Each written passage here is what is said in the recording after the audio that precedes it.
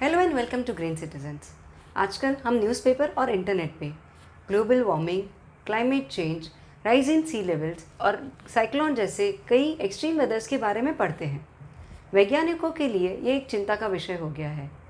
तो इसका मूल कारण है कार्बन फुटप्रिंट्स। कार्बन फुटप्रिंट्स यानी हमारी रोज़मर्रा की प्रवृत्तियों से जनरेट होने वाले कार्बन डाइऑक्साइड और मीथेन जैसे जहरीले गैसेस। काफ़ी गैसेस के मुकाबले कार्बन डाइऑक्साइड का प्रमाण ज़्यादा होने की वजह से इसे कार्बन फुटप्रिंट कहते हैं। इसे मेट्रिक टन्स में गिना जाता है। लेकिन हमारी रूटीन एक्टिविटीज़ की वजह से जहरीले गैसेस कैसे एमिट होते हैं?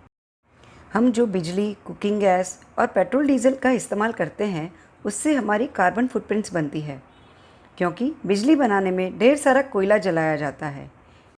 इतना ही नहीं, ज़मीन से कोयला या तेल निकालने के लिए और उसे एक से दूसरी जगह ले जाने के लिए भी बहुत इलेक्ट्रिसिटी और पेट्रोल लगता है।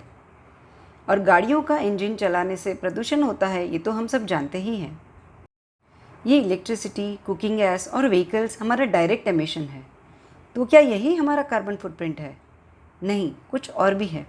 एक एग्जाम्पल लेते हैं।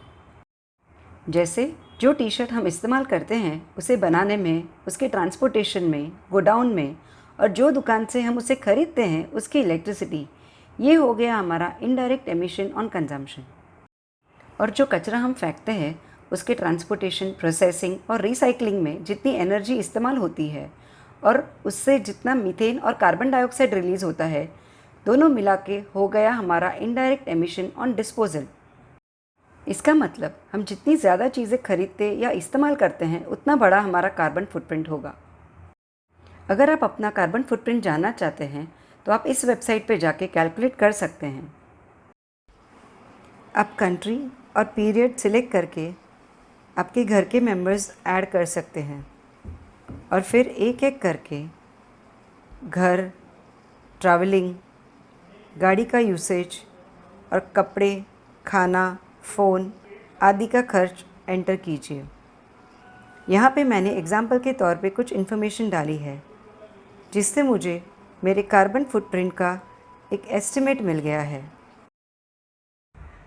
अगर ये ग्रीन हाउस गैसेस पर्यावरण में अगर बढ़ जाते हैं तो इसमें प्रॉब्लम क्या है?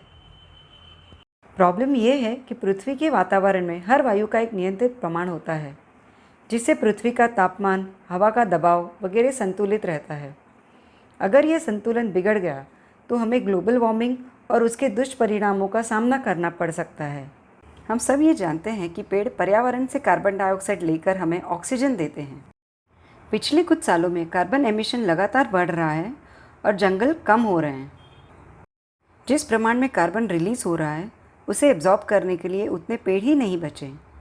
इसीलिए हमारी मुसीबत दोगुनी हो गई है। रिपोर्ट्स के हिसाब से India is the third largest contributor to carbon emissions. फिलहाल globally average per capita carbon footprint है 4 मेट्रिक टन्स, जो हमें घटाकर साल 2050 तक करनी है 2 मेट्रिक टन्स। अगर हम ऐसा नहीं करते हैं तो हमें और भी नेचुरल डिज़ास्टर्स और एक्सट्रीम वेदर कंडीशंस का सामना करना पड़ सकता है। यानी कि दुनिया में हर एक इंसान को अपनी कार्बन फुटप्रिंट घटा के आधी करनी है। तो हम अपनी कार्बन फुटप्रिंट को कम कैसे कर सकते हैं? Number 1, practice minimalism. Number 2, switch to energy efficient products. Number 3, practice 5 hours of sustainability. Number 4, plant more trees. अगर आपको एनवायरनमेंट रिलेटेड किसी और चीज़ के बारे में जानना हो तो कमेंट सेक्शन में मेंशन कीजिए। हम उस विषय पर वीडियो बनाने की कोशिश करेंगे। Do like, share and subscribe us. See you soon.